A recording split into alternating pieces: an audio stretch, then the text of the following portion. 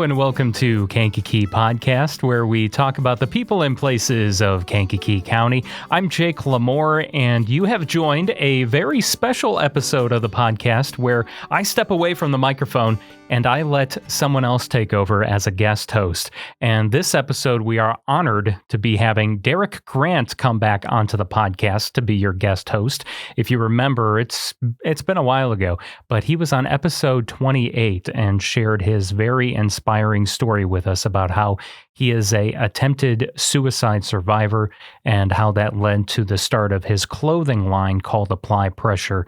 If you missed that episode, I highly encourage you, after you listen to this episode, to go back and listen to episode 28 of Kankakee Podcast with Derek, because it's truly one of my favorite episodes that we've ever done. It's just a very eye-opening story and really makes all of us think about what our mission is in life. At least that's what I took away from it. So without further ado, let's take it to Derek Grant as he talks with JaHana Holloway.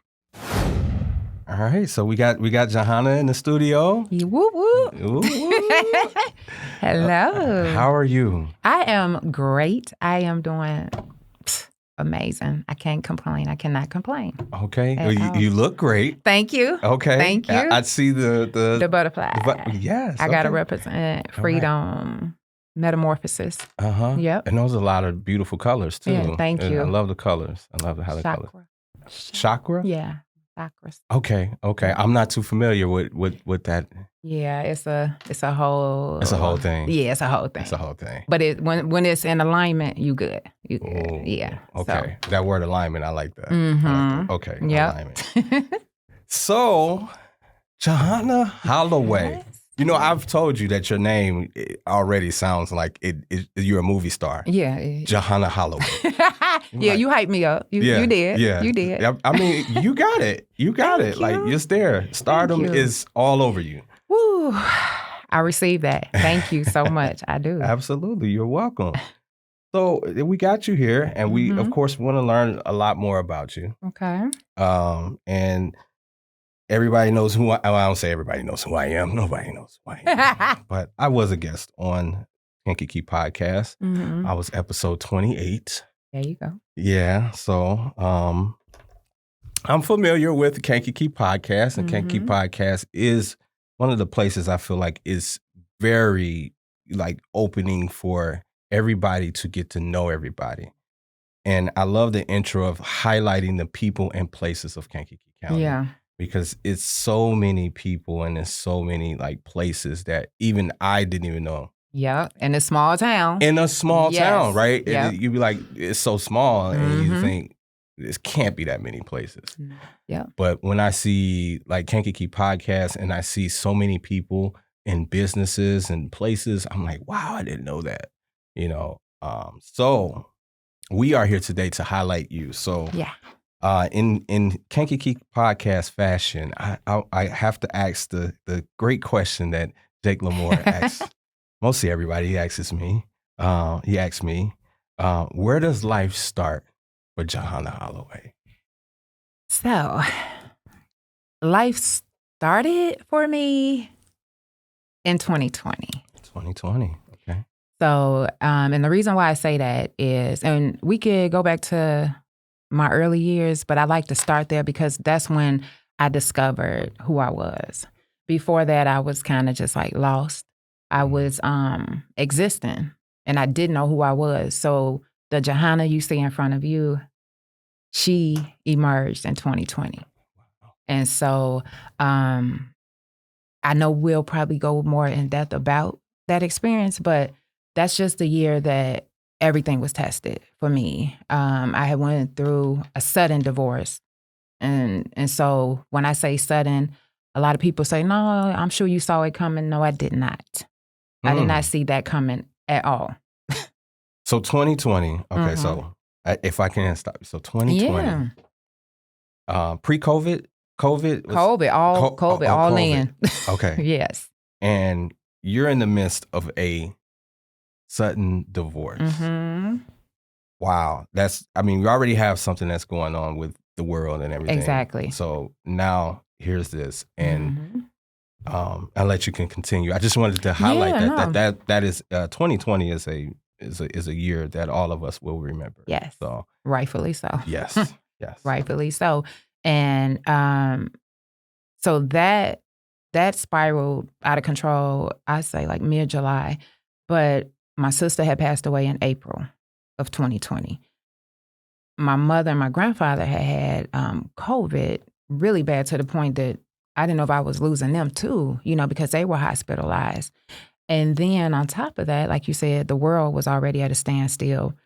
And then a few months, I think it was in June.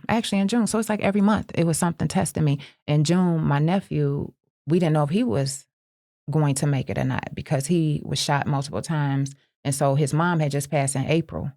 And then he was shot in June. And so now we're preparing, like we don't know. We're driving to Chicago not knowing what we're going to see when we get to the hospital. So when I say that's where life started for me, that's where it started. And so my faith really emerged and came into play in 2020. So that's when I just was like, I'm over this, like being afraid, being nervous about everything. Because if you go back to my childhood, that's all I was. I was just a nervous, anxious little girl, just trying to fit into this world of everybody else, want to be like everybody else. And so, and I'll go into the childhood, but that's where life began. I'll say that.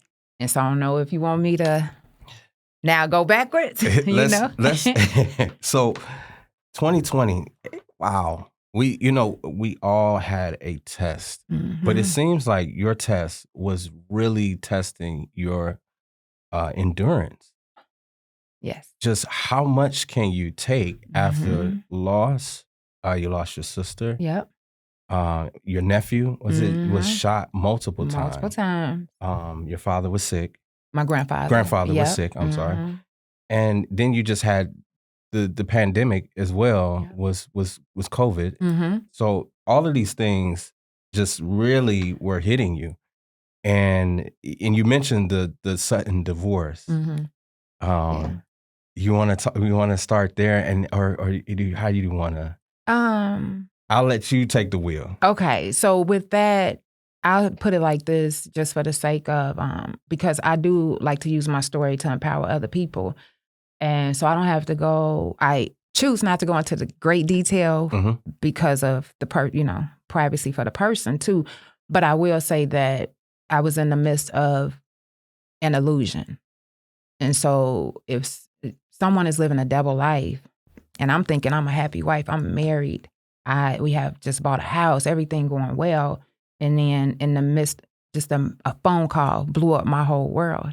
And then not to mention, when you go through divorce, children are involved and affected.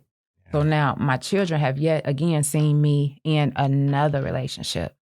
And so I have 4 girls, and they constantly looking at me, and now I have went through yet another relationship that ended, and I have to tell them that didn't work either.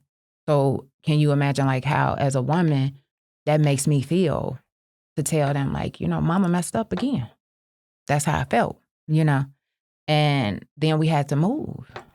And so they had this house, they had a life, and then everything was snatched away from us in the midst of a pandemic still. So so that's why I really talk to other women, like I said, men too, but women and people just to know. I always say this saying is that people choose known hells over unknown heavens. And I was choosing a known hell until I no longer could pretend, you know what I'm saying? And so life just woke me up. Woke me up. And you speak about that, the girl seeing you and having to explain, that could be a heavy burden to carry. Yeah. And I don't want to pretend that I know what it's like to be a mother. Because I'm a man, right? Right. So it's different things that we carry. We carry different burdens. As a man carries burdens as well. Yeah. But for the woman, it's a lot different. And you end up using that as a way to emerge, right? If I can use that word, as a way to describe how you came out of what you were going through in 2020. Yeah. So life is starting in 2020. Mm-hmm. What does life look like prior to that? Are you from Kankakee? Where? Yes. Born and raised in Kankakee. Lived in Hillcrest, lived in Marycrest, and then Evergreen, South Evergreen. So actually, I lived all over Kankakee, but as a youngster, that's where I grew up at. So yes, I'm born and raised in Kankakee. I only moved away once, and then I ended up coming back. So. Okay. They always come back. They always do. They say home is where the heart is, right? Yeah, exactly. You got to come back to home. Yeah. So I got to ask the famous question. Yes. Riverside or St. Mary's? St. Mary's. Come on. You already know. Boo. No. St. Mary's. St. Mary's was good, though. Mm-hmm. And you know what? I won't do... St. Mary's, I don't know St. Mary's bashing. I don't want to bash any hospital. Yes. Or I don't want to be, biased of one particular hospital. But I do think it was a lot better back in those times, like earlier when we were kids. St. Mary's, before they did all the name changing. Yeah. Before they changed to this, and this, and this, and this, and this, and it was different management. So I think that's what kind of contributed to it. Yeah. But I was born in Riverside, so... Yeah. There you go. I was born by the river. Not the song. Not the song. Okay. So born here in Kankakee. So Kankakee raised. Yep. And tell me about your family. So my mom and dad, they were married, but as far as I can remember, I think they got divorced when I was probably about 5 or so. So they were divorced. So I have memories with him in the house, but not many after they got divorced. My mom has 3 girls, so I was the middle. I'm the middle girl, and then my older sister, my youngest sister. And so she was a single mother, working a lot of jobs, going to school as well. And so it's like my sisters and I, we were pretty much raising ourselves because she had to go out and make the money since it was just her. And when I say like struggle, you know what I'm saying? Like she never made it obvious, of course. But when you come home and your mom or your parent has that look like the lights off. So they clicking the lights and then they tell you got to boil the water, you know what I'm saying? Because the heat off. So it's like, that something isn't right. So my mom wouldn't really have a discussion with us, but you could just look at her and tell. It was a lot on her. That it was she was carrying a lot. Yeah. The parents are very special because you can't, as a kid, you think they're superheroes. Mm-hmm. And you're like, oh yeah, my mom, my dad, they could do this, they could do this. But all the while we don't know that they're suffering, that they could be going through financial issues or mental health issues. So I want to give a props to the moms, all the moms out there. Yes, shout out all the moms, all the strong moms. Yes. Like, every mom is strong, so I'm going to say all the moms. Yes. Yeah.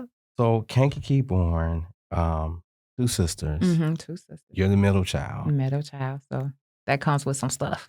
It does it? It comes with some stuff. How does the middle child, are you treated better or are you like the... I don't want to say better or worse. It's just you're in the middle trying to find your place.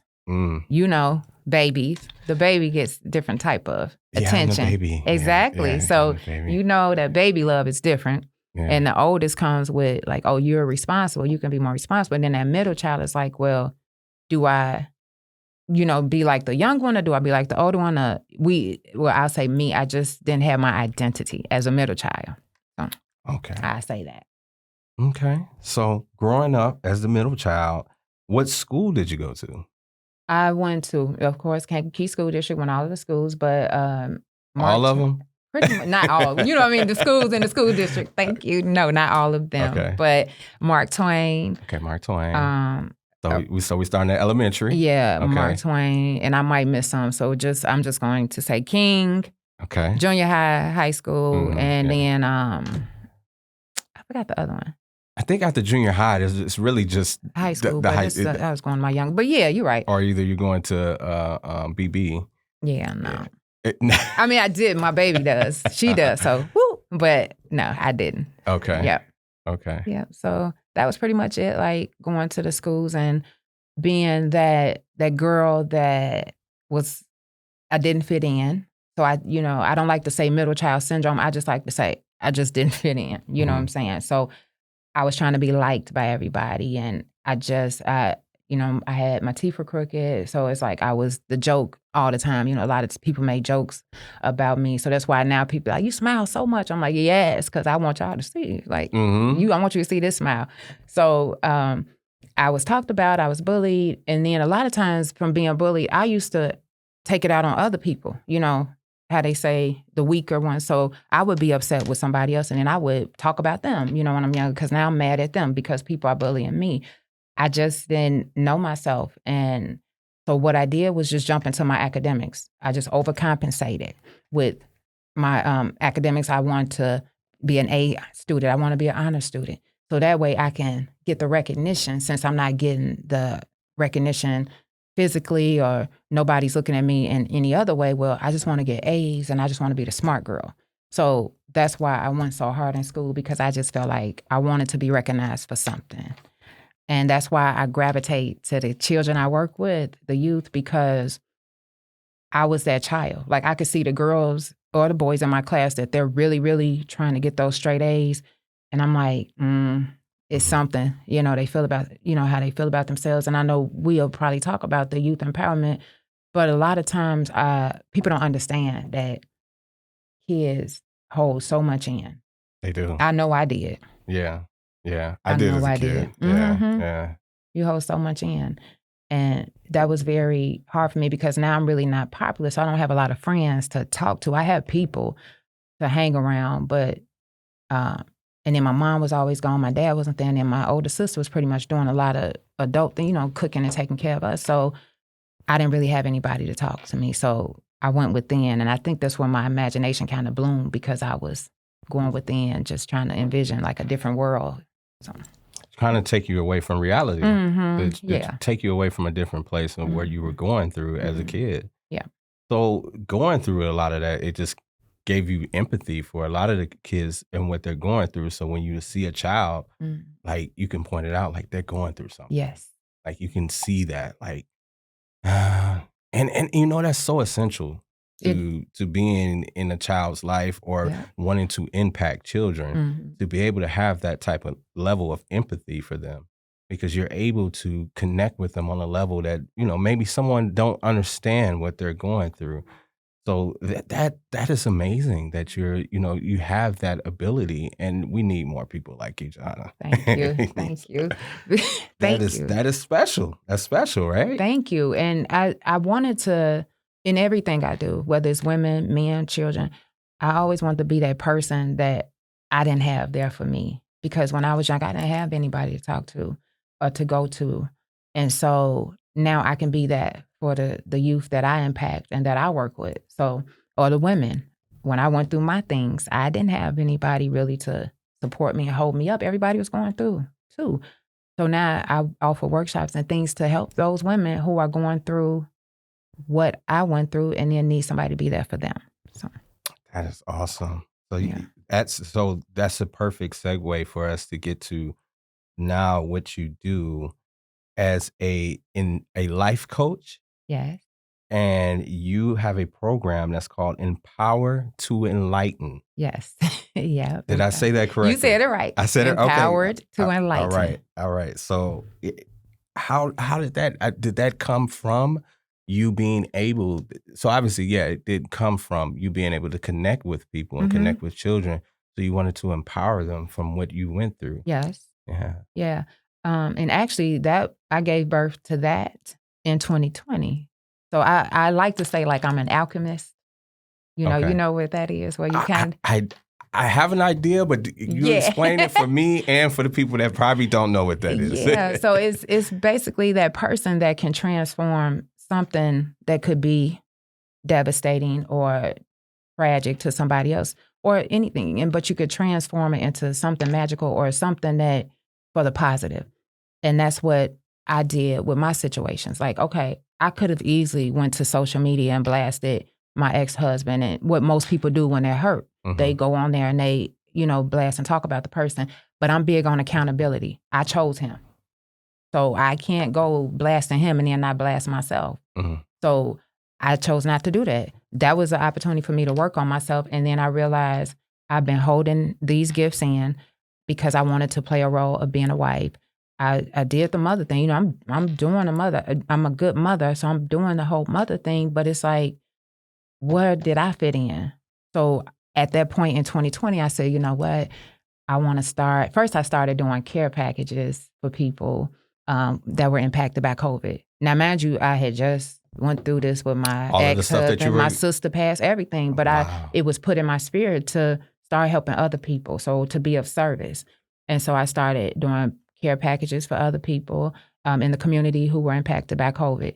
Then I started making gift baskets, and then everything just started opening up from there. So Empowered to Enlighten, I was like, I want to become a life coach, a certified life coach. And then I also became a licensed financial educator because my money wasn't right after the marriage happened, you know, after the divorce happened.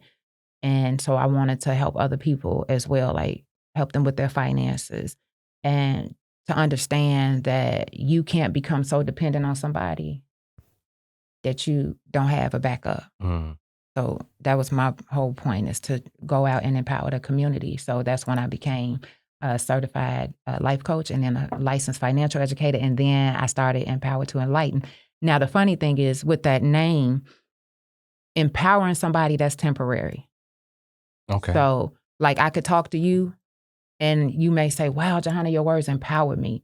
But then you may go back into your own world and like, okay, JaHana has some words, but now I'm back to living, you know, life happening. Like they say, life be life. And so now you back to regular life. So I empowered you for a moment.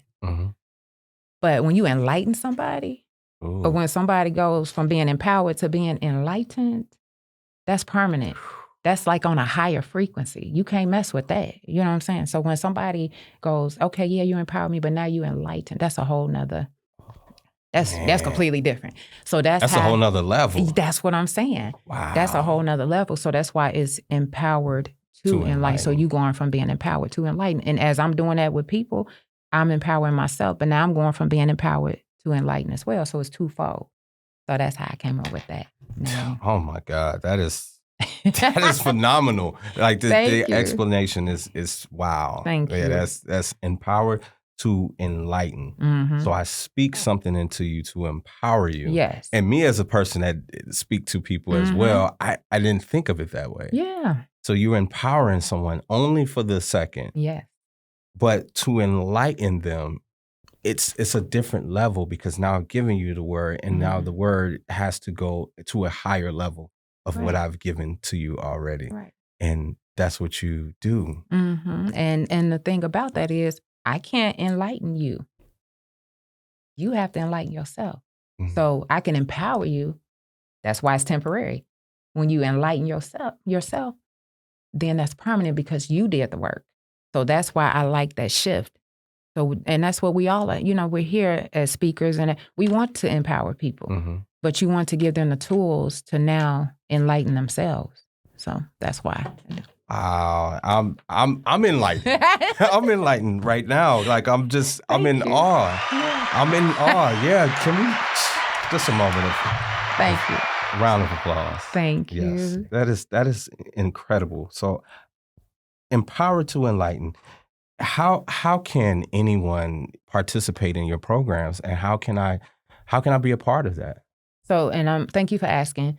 And I will be honest. A lot of people say you have to tighten up on your marketing. You got to go to LinkedIn. You got to go do TikTok, do everything. Right now, I'm only on Facebook because, you know, with social media, I'm limited on there. I limit myself. And so people can reach me on Facebook. I have my number. I can give my number at the end for them to contact me. And then I also have, a lot of times on my page, I'll post like the links, like what for my upcoming workshops for them to sign up. But that is my goal this year, is to be more efficient with that, with my marketing. Because social media can be a little distracting if you don't, right? If you don't utilize it right. Right. Because it can take you away from what you're doing.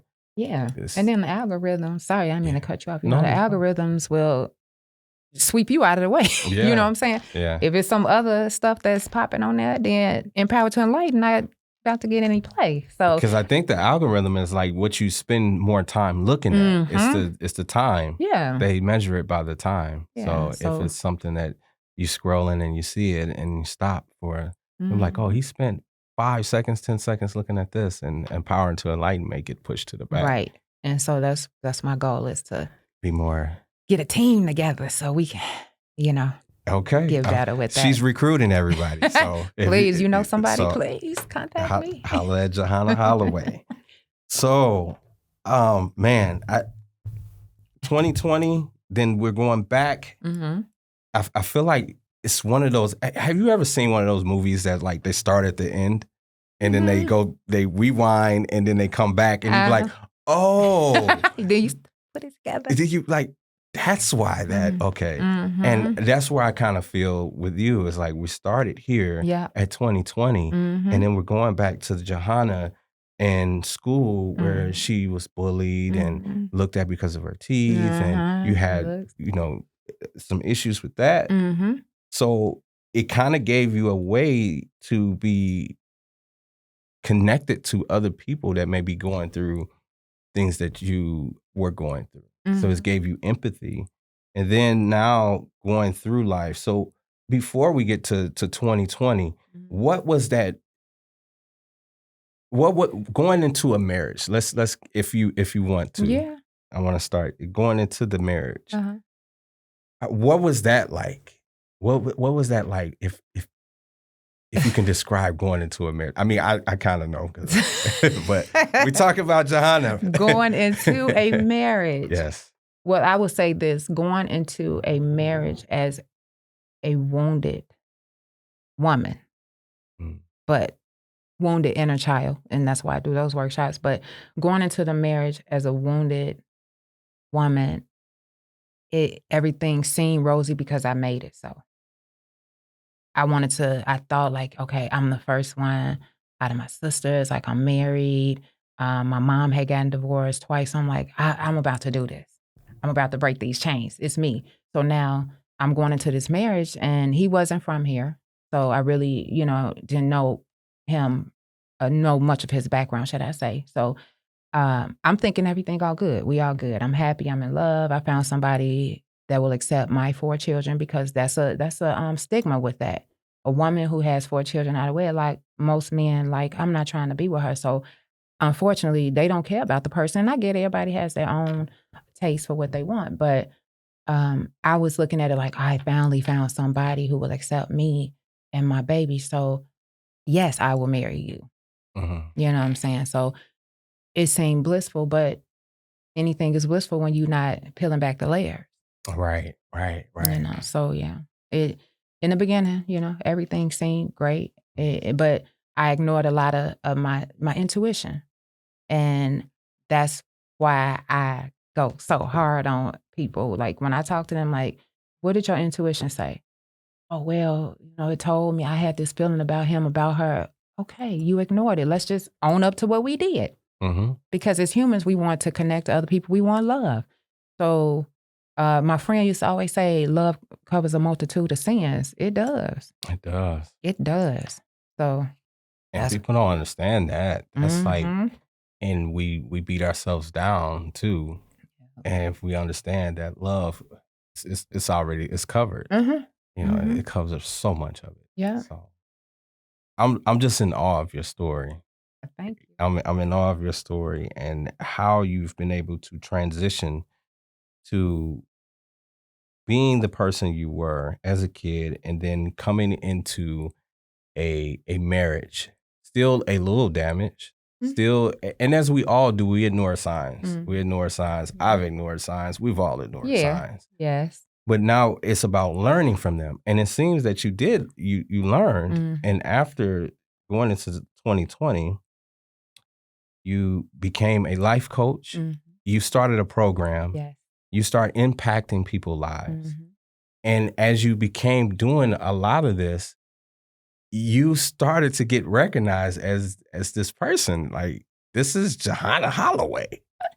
So which brings me to the most, it's crazy. For everybody that don't know, and this woman here is a TED Talk speaker. Yes. Yes. Can we get a round of applause for Miss JaHana? Thank you. You get a lot of little applauses. I know, right? Come on. come on. Bring it. Hercules. Bring it. Yes, thank you. How does that, for people that don't know what TED Talk is, and how did that even come about as you being recognized for TED Talk? Okay, so with the TED Talk, it's basically 20 minutes where you're taking a topic and then you're going to give as much details about it or have as much impact as you possibly can in that amount of time. Normally it's in, like I said before, it's normally it's in like California on the TEDx stage, but Women United, the organization, I'm on the committee too, they chose to have it here and have a TED Talk for their women's annual breakfast.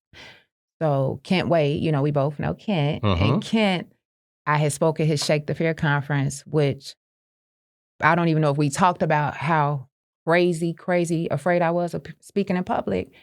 So for me to actually do his conference, Shake the Fear, and then him to recommend me as a person to do the TED Talk, and then they contacted me, and I was like, no. Like in my head, I'm like, no. I'm smiling, telling her, yeah, okay, I'll do this. Every time I went home, it was a struggle. I can't do this. They won't like it. They don't want to hear what I have to say. I kept the negative self-talk. And then I had about 6 or 7 different scripts that I was going to say. None of them felt good to me. They all felt basic and like I was trying too hard.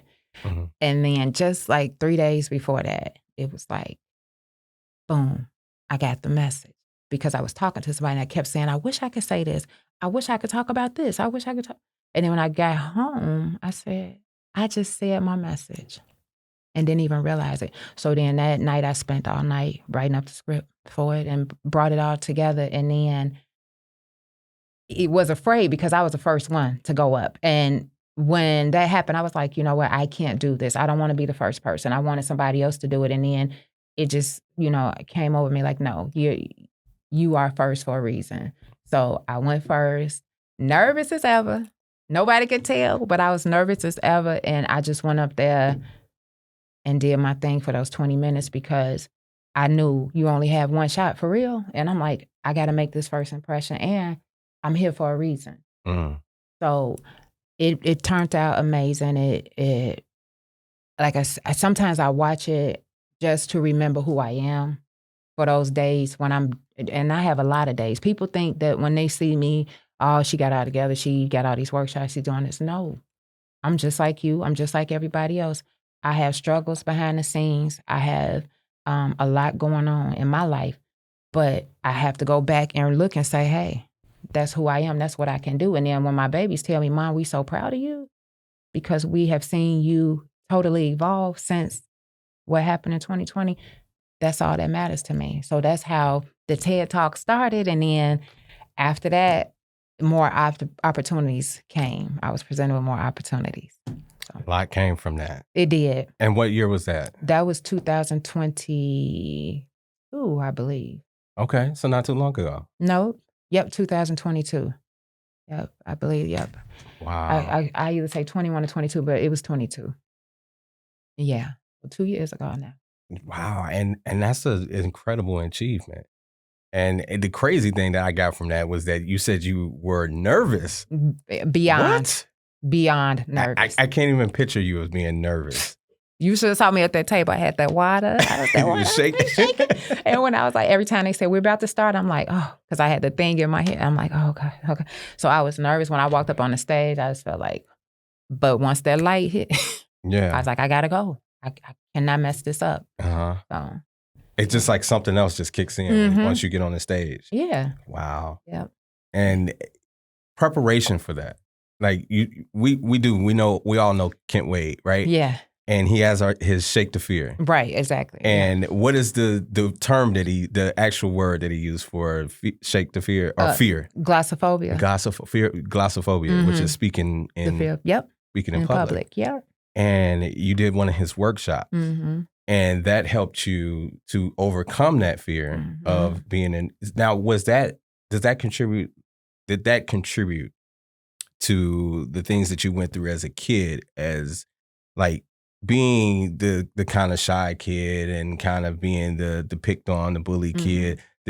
Were those like the factors that made you kind of scared to, not really so scared, but fearful to speak in front of people? Yeah. And then in 7th grade, we had a talent show, and I was in a group. And so a guy, when we were on stage, we were up there rehearsing, and then out of the blue, I can't remember now, but I think, I know he yelled out basically like, look at her teeth, or look at JaHana, or he didn't know me, so he didn't say JaHana, he said, look at her teeth or whatever.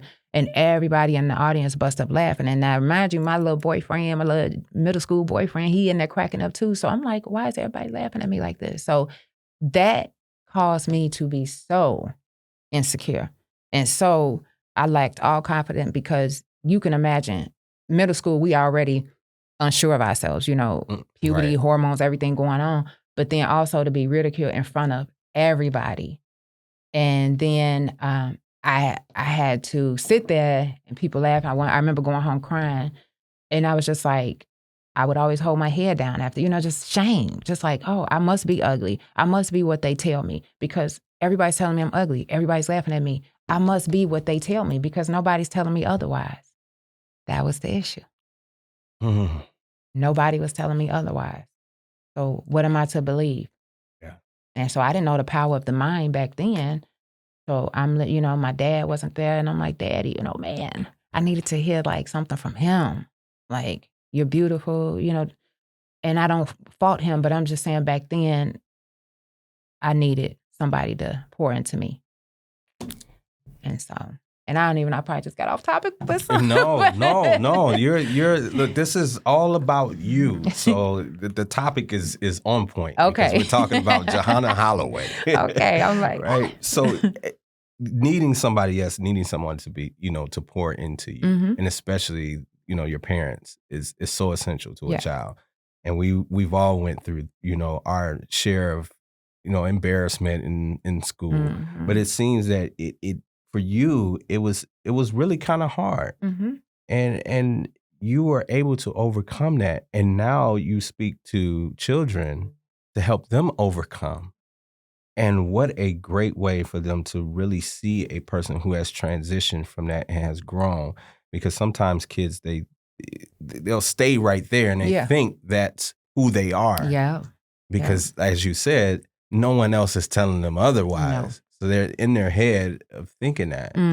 But it's you as the example to come through and teach them. Yeah. It's purpose, right? It is. And to talk about how God works is that I was, that situation that happened at King, where I was ridiculed, and that was like some of my worst years. But then a position came around as an adult last year. You want to do a youth empowerment and empower our youth here at King. Oh, wait a minute. I get to go back to the school where I was ridiculed, bullied, and now I can pour into the children and actually help them that's actually going through the same thing. You can't make that up.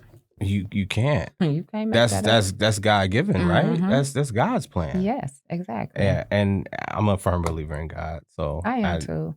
And that's and if you want, you can speak about your faith of God and how it's led you to where you are. Yeah, and thank you. So and I always want to say I believe in God. I don't judge people for their beliefs or non-beliefs. That's not me. That's not what I'm about.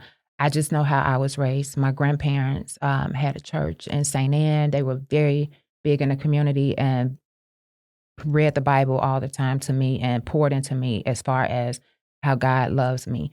And so with that, my faith was starting to build, and I started to understand no matter what I went through, because I always veered off track. I mean, that's what we do. I veered off and then I come back. I veered off and then I come back. But I always came back to God, because God always made sure I was okay and made sure that I came through. What I was going through, always made through. So that's my faith. That's why I always speak on it, Praise him, because that's my faith. He always brings you back. And Always he has. accepts you too, Yes, right? exactly. He accepts you too. It's no matter what you've done, He forgives you, and you can come right back to Him. So that's so beautiful. Exactly, and that's why my scripture is no weapon formed against me will ever prosper, because it hasn't thus far. So, yeah. Gotta say that. And everything that you've been through is like it's everything that you are now. It's a product of who you are. So you can't skip those levels, right? Can't skip from here to here. You had to go through the divorce. You had to go through everything that was a part of that marriage. Whether it was, the good, the bad, the ugly, right? Yeah, exactly. Because it made JaHana Holloway. It did. This person, this phenomenal woman that I'm sitting in front of. Thank you, man. dear. Thank you. So I know you. I've known you since 2020. So Yeah. since 2020, I've known you. And I've been a part of your pop-up shop that you have done, the Empowering to Enlighten pop-up shop, where you've highlighted a lot of small businesses in Kankakee to help bring awareness to what they do in the community. And thank you so much for that, because I was a part of the first one. And I felt like a lot of people who didn't know that I sold my clothing brand, you highlighted that. Oh, thank you. And you highlighted a lot of other people that I was able to connect to. So the connection, thank you so much. Thank you so much. But the question is that I kept hearing a name you were being referred to. Yes, what's that name? I hope it's a good name. It's Honey. Honey. Okay. Honey. Honey. And that's and you told me that that's a childhood name. Yeah, that's my nickname. And that's just, as kids, our parents give us a name. I say it like a term of endearment, you know. And so JaHana, Honey, and so that ties in. But I like to, whenever somebody asks me, I just say, well, my mom she knew that I would be a good person. She knew that I would have a good heart. She knew that I would be sweet. Now, have I always been? Not at all. Not at all. But I just like to tie that in and say that's where that came from. So I just make up my own meaning for that. Yeah, I mean, we have all these great childhood names that our mother has called us, and I have one, but I'm not revealing mine. But you reveal mine. So I'm not going to. I got you. But great. I mean, it's a term of endearment. Yes, exactly. It's an endearing word, and it's family is for your family cause. And so most of the people that I did see spoke very highly of JaHana Holloway, this movie star. Like the name, I'm sorry, the name JaHana Holloway is like, oh yeah, she played in that movie. Oh, I remember that movie she played in. Who was the actress? JaHana Holloway. Yeah. So, okay, Derek, you're speaking it to existence now. I'm speaking it. You are. I'm speaking it. You are. I'm speaking it. You're a great speaker. Thank you. You're a life coach, and you empower so many people in the community that you live in, from ages of 10 to adults to older grandparents. Thank you. Yes, because in your pop-up shop, you had a lot of different age groups there. I did. That you have empowered. So, and you do another thing. You do other shops. What other shops? I know you said Inner Child. Yeah, so yes. I do other workshops, and I wanted to elaborate on something too, that anything that I do, because like some people say, oh, you do a lot, you do way too much, you doing the most or whatever. Everything I do ties back to my purpose and my gift of empowering people. So whether it's a pop-up shop, whether it's a gift basket, if you ever got a gift basket from me, it was done with love. It was done with something in there to empower you and make you feel good about yourself. So that's that. Pop-up shops, I didn't start them, but when it came to me to do it, I made sure that I made the people there feel like royalty, make you feel welcome, wanted. And so that's part of empowering. And then you go into workshops, and then you go into doing youth empowerment. All of those tie into empowering people. So I have the Healing the Inner Child workshop And I've done that at several local organizations. My heartbeat, my goal is to do that more often in our community, because so many of us are walking around, like they say, grown boys, grown girls, because we're not tapping into what really needs to be healed. And so a lot of people will use coping mechanisms like, alcohol, women, men, or whatever, to kind of cover up the wounds of they don't want to revisit their childhood. But I offer people a safe space to heal. Are they going to leave there healed? Not 100%, but at least their journey has began for them. And so I want to do that workshop more. And I really want that to be a big thing in this community, because I can go heal not heal, but go empower the youth in the schools. But if they going back home to a mom and daddy that's not healed, then what? We working backwards here. So I'll just be seeing them as an adult. You know what I'm saying? So that's why I'm saying, like, heal the inner child. Go tap into that. So that's one of my biggest things I really want to do, continue to do. I also have It's Your Turn to Speak, because I want to help other people overcome their fear of public speaking and just give them techniques and ways to get on the stage, get over that fear, and then go out there and flourish. Another one is I did No Rain, No Flowers last year. I believe, no, maybe it was the year before. But that was for women who were in just healing from toxic relationships or unhealthy relationships. And so this year, my goal is to do No Rain, No Flowers Part 2, because I feel like you can never get enough of healing and empowering. So I want to offer that one as well. And then I have Awakening Your Vision, which ties into vision board workshops, but I go deeper than that. Some people just want me, they hire me to do a vision board party, and that's fine. I love doing those too. But Awakening Your Vision is like a whole experience. And then at the end, you do a vision board. But I used to teach those at KCC, and then I'm going to start teaching those again as well. And so pretty much, like I say, I have financial literacy workshops coming up with schools. I just did one at Rich Central. I think it's still Rich Central. I think they changed the name. My bad if they did. And then I have one at Lorenzo Smith in a few weeks. I have other opportunities in other areas, and not just Kankakee, but my goal is I want everything to come back home. That's why I'm still here. Mm-hmm. So I just want to be more present in the community and have more people attend the workshops and get what I offer, because it's not, when they come, if it's a pop-up shop or whatever it is, it won't be mess. It won't be unorganized. It won't be tacky. I'm giving you your money's worth, and what your soul possibly needs at that moment. So that's why I just want more people to start reaching out to me about that.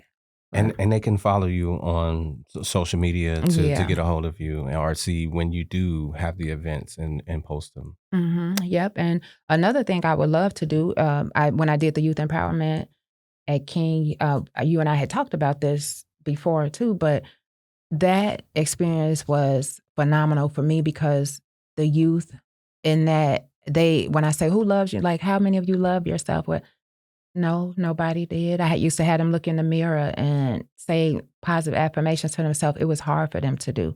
I had the boys do You Be the Judge. So these are things that I'm trying to tap into so they can learn empathy, learn conflict resolution. So these are things that I needed in the schools. I took them on a trip to a nursing home to show them empathy, because when the youth and the elderly, there's a disconnect. There is. There's a disconnect. Yeah. And so I took them there so they can see this could be you at some point. So, or your parents, your grandparents, you want to have empathy. And one young man, when it was over, he said, Miss Holloway, I think I found what I want to do when I grow up. And I said, what is that? He said, I want to work at a nursing home. And I was like, really? He said, I love this. I want to work and help older people. He said, older people. But my whole thing was that had he not been in the group, he may not have found, and he may do it, he may not do it, but they all had figured out, oh, it's somebody outside of me. A lot of times we caught up in ourselves, Mm-hmm. And so they realized, okay, so that's teaching them empathy. So I just would love to do more youth empowerment programs too. that is needed. Do you, and it is so needed, because it's the empathy aspect that is so deep. Mm-hmm. Do you go into can you go into different organizations and offer the service to them, to people, or they just, just have to find you? No, I can do that. Okay. Yeah, that's no problem. So right now I'm working in the school district, but at some point I would love, like summer and everything, I want to start actually offering that at different organizations, and maybe next year, who knows, in different schools. I'm Definitely open. the schools. I'm open to whatever is meant for me to do, Mhm. So yeah, definitely schools. And it's getting a lot of kids in touch with their purpose and Mm-hmm. what they feel like their life's journey or their meaning is, Yeah. right?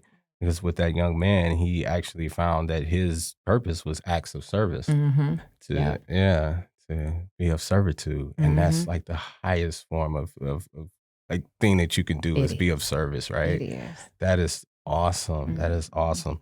And is there anything else that you would want Kankakee Podcast and its listeners to know about JaHana Holloway? Um, I would want everyone to know that I didn't know who I was. And so this is for people they're out there and they feel like they have to prove themselves to people. They have to be a people pleaser. They have to accept being treated less than because they're not worthy. That was me. That was me hands down. And really up until last year. And people are like, well, wait a minute, you were out here empowering people and you didn't know your worth still? Nope, I didn't. I didn't. So that's just how real I am. I'm transparent. I didn't know my worth, so I was in a lot of situations that were unhealthy for me, friendships, whatever. And so I just want people to know that once you start loving yourself, then everything else will follow. Once you truly start loving yourself, you'll start letting things go, letting people go, and starting to wake up into your purpose and realize who you are, as I did. I had to go through all the beat downs and all the letdowns and setbacks to realize and discover, JaHana, you better than that. So here you go. Now you can find yourself. And then once you found yourself, now you can go in front of people and help them and not feel like a fraud and not feel like you lying to them, saying that they should be this way and you not even doing it. So now I'm where I am now. This is who I am. And I just want people to know it's possible for them. Like I said, Les Brown was my favorite "It's Possible" message. I played that over and over again until I started to believe it. And everything has been possible for me. So whatever I'm doing, anybody else can do it. I tell my girls, I tell anybody, you can do and be. If there's nothing you cannot do, be or have, but you gotta believe it and you gotta actually act accordingly. It's just not going to fall out the sky. You gotta get right. Healing is part of it. And then I just had, I don't know if this was one of your questions, your last, but I just had a message for the world. The message for the world. Yes. I don't know if I'm jumping the gun. Am I jumping the gun? No, you're good. I'm sorry. No, you're good. You're good. Okay. Your message to the world, Yeah. what would that be? So my message to the world, it was put on my heart to say this. Do not forget 2020. Now, it was very trying for all of us, but there were so many gifts that we had that year that we didn't realize. If you paid attention, people were posting like, oh, me and my spouse, my partner, we're being creative because all of the restaurants are closed. So now we have to connect with one another and be creative on date night. People were actually sitting down eating meals with their family, with their children. They were actually coming up with family things to do because you couldn't go anywhere.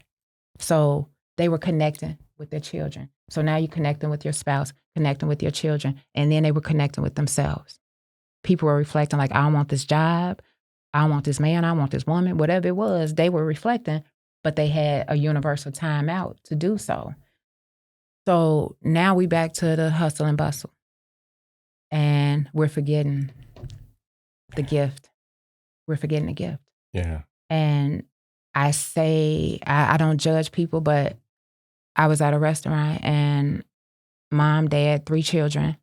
Dad was on his device. Mom was on hers. And then all 3 of the kids were.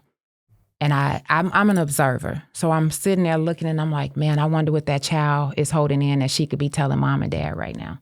But nobody's talking. I wonder what mom wants to tell dad that she really is feeling, but she's holding in because it's safer to look at a screen than to tell you that I'm feeling a certain type of way.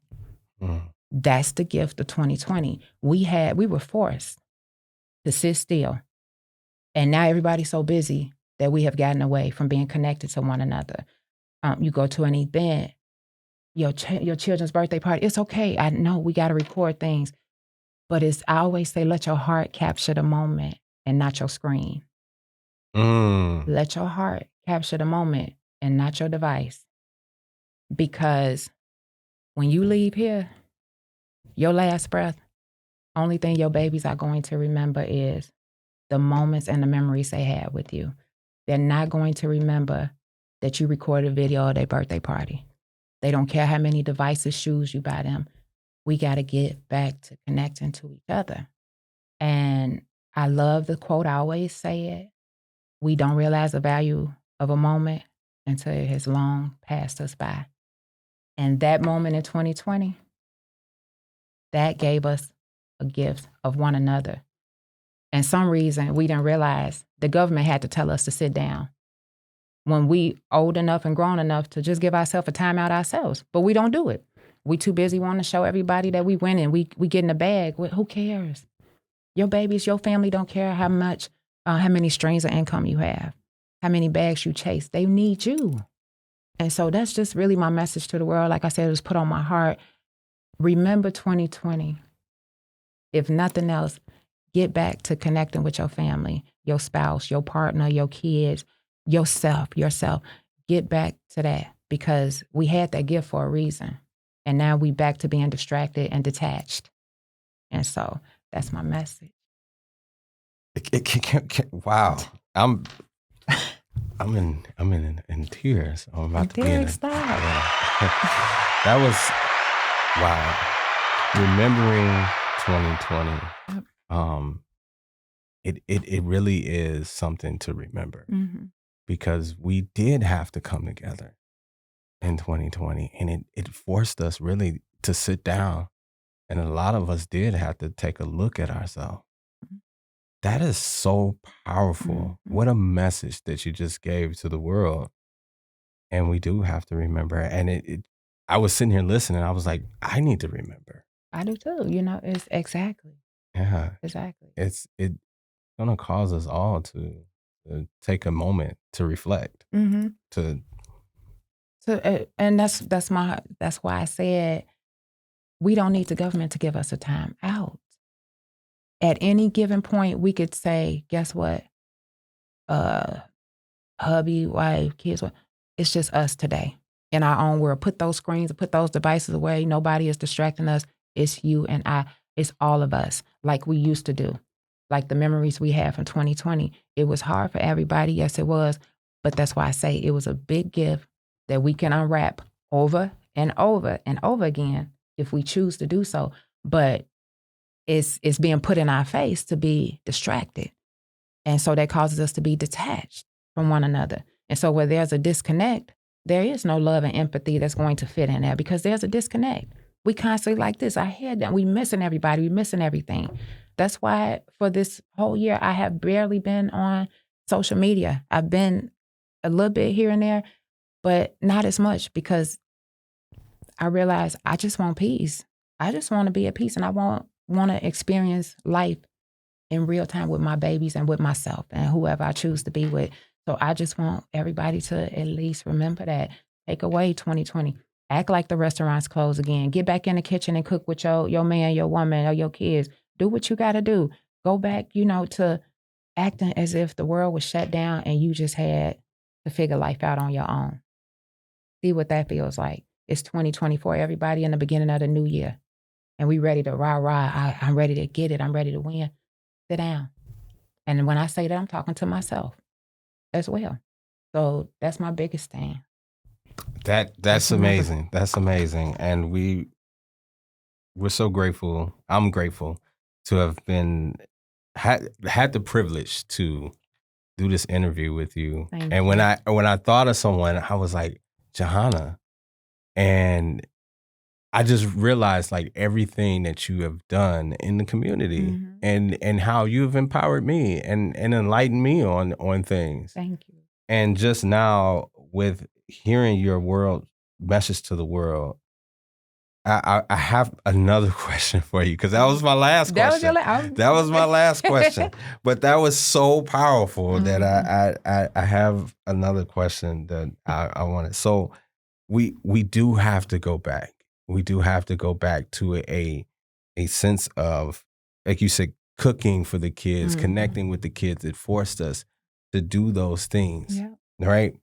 Now with Empower to Enlighten as a life coach, what can you give us some gems? Can you give the listeners some little gems, some things that they can do at home that you offer in your program to help them to remember, to really get back if they have lost their way, and maybe they are in the phone a little bit. Yeah. Is there any like those little nuggets, little gems that you can drop to the listeners? I will say if you have children, the biggest thing they need is for you to listen. So put everything aside and just sit and listen to them, no matter how, because a lot of times we think we're multitasking. Oh, I'm listening to you and I'm on my phone. And my daughters will call me out on it. Mom, you're not listening because you're looking down and you saying, So be an active listener. Just be quiet and listen to what they're going on and ask questions. Inquire about what do you want to do with your life? Like, because a lot of times we impose what we want our children to do on them. I want you to be a doctor, go to school and do this. I want you to be an entrepreneur because I am, go do this. No, actually sit down and see what they want out of life. You may be surprised. So just sit down and give them your undivided attention with your children. Teach them how to dream. Because the world will tell us who we're supposed to be and what we're supposed to do and how long we're supposed to do it. And hence, retirement, everything has been already constructed for us. Let them dream. And don't judge not one thing that they say, what comes up. Just let them be dreamers. And I want to go even further and say, you dream as well. Man, woman, whatever, you need to be a dreamer as well, because we get so stuck in this is what it is and this is how it has to be. It's whatever you choose to make it. So I would say do that. Also, I was in culinary school, so I know the power of how a meal can bring you together. My grandma with the Sunday soul food cooking, love. And so we missing that. And I have to stand on that too with my babies. They're older, so I'm like, I don't have to do it. No, they still need me. So get back to cooking. All this TikTok, everything on there. You can find a quick meal, 5-minute meal, have your kids make it, do whatever. Like I said, in 2020, that's what everybody was doing, making videos of how they were connected with their family in unique ways. So I would say get back to that. And then journaling, just be a kid. If you're a grown, just be a kid again, and then show your children that you don't have to take life so serious. They see us always worried about bills and relationships, whatever. Just be a kid. Just be a kid. And even if you don't have children, be a kid. Be a kid. Your soul needs to be happy. We're doing too much to our bodies and to ourselves just for the sake of a like. Not that serious.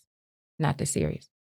So I just say, I don't know if I answered your question correct, but basically bring back the home, the love, and stop letting, I tell people when, I had this activity where I had people do mirror work, and you got to look in the mirror. And I equated it to looking in the mirror when you're looking on social media. You looking at somebody else's mirror. That's their selfie. That's their relationship. You looking in their mirror and you telling them how cute they are and how your relationship goes. I want to be like y'all. But you walk past your mirror every day and don't say one word to yourself. Yeah. So, you know what I'm saying? So get back to yourself. Get back to you and connecting with yourself, because right now what's going on in this world. We got to get back to it. We need each other. Yeah. And we need to be whole when we coming together with one another. So, yeah. I say that. Thank you. I say that. Thank you. Thank you. Those are some things to go on. There's really great things to help and empower someone. And as you said, not just for the moment, but it's on them to enlighten themselves with what you just given. And that is great. The biggest thing for me is I have to, though I do take a lot of trips to the mirror, I pass it up a lot too. And I catch myself sometimes in the phone and the kids will be right there. And I'm like, Dad. And I'm like, yeah, I hear you. And you know, like you said, we think we're multitasking, but we're not. We're not in the moment. Nope. We're not in the moment. And all we have is now. Put that phone down. Yep. Put the phone down. Put the phone down. It's okay. Like I said, let your heart capture those moments. If you miss that one little hoorah celebration, you miss that whatever, it's okay. But guess what you got? You got to hear. And guess what they got? They got to hear and hear. When somebody passes away, what do they say? They don't say nothing about, oh, I love how they bought me this and we did. They always say, my dad, my mom did this for me, as far as what they gave from their heart. They loved me. They took me here. They showed me this. They talked to me. It's all heart. We got to get back to connecting to the heart. All of these material things don't mean nothing. We're being tricked to believe that it does, but it doesn't mean anything. The babies need us. We need ourselves. Like I said, we gotta, if we want to build a community, that's how you build a community, where you coming together, where you're not trying to compete and go against each other. That's another thing in 2020. George Floyd brought people together of all backgrounds. And now here we go back being divided again about the craziest of things. So if you want to empower a community as a whole, it starts from the family, from the head, mama, daddy, babies, on down. And then that's how you break generational curses. That's how you carry on a legacy. So. And you've broken, in your own generation, you have broken so many curses because you are doing something that your parents didn't do. Nope. So that's the break, right? Yes, that's the break. That's the break. Yeah. Because you're doing something the opposite. And now the generation sees you and your girl. Yeah. And they're going to go on and on. And I can't wait. I know I will not be here to see it all, but I'm seeing it come together already. So, yes. Fruits of your labor. Exactly. Yeah. All right. Thank you so much for coming on the Kankakee Podcast. And thank you, Kankakee Podcast, for letting me host. Yes, thank you, Derek. Thank you so much for this opportunity. And thank you, Kankakee Podcast. This is one of those memories that I'll take with me forever. So thank you. I appreciate you and everyone. Thank you. Thank you. That concludes this episode of Kankakee Podcast. I'm Jake LaMore. Thank you so much for listening. Please hit that subscribe button if you haven't already. You can follow us on Facebook, Instagram, and LinkedIn at Kankakee Podcast. Shout out to Teague Dreenan for supporting the show each month through Patreon. If you want your name announced on a future episode, you can sign up at patreon.com/Kankakee Podcast. Special thanks to our sponsors, Chicago Dough Company, Noble Dairy Queen Stores, Frank's Appliance Center and Sleep Source, King Music, Little Me Studio, D. Westfall Jewelers, and Edward Jones Financial Advisor Adam Elroy. Kankakee Podcast is produced by the fine team at Pathfinder, a full-service marketing agency in downtown Kankakee. You can learn more at yourpathfinder.io. Our theme song is by Lupe Carroll.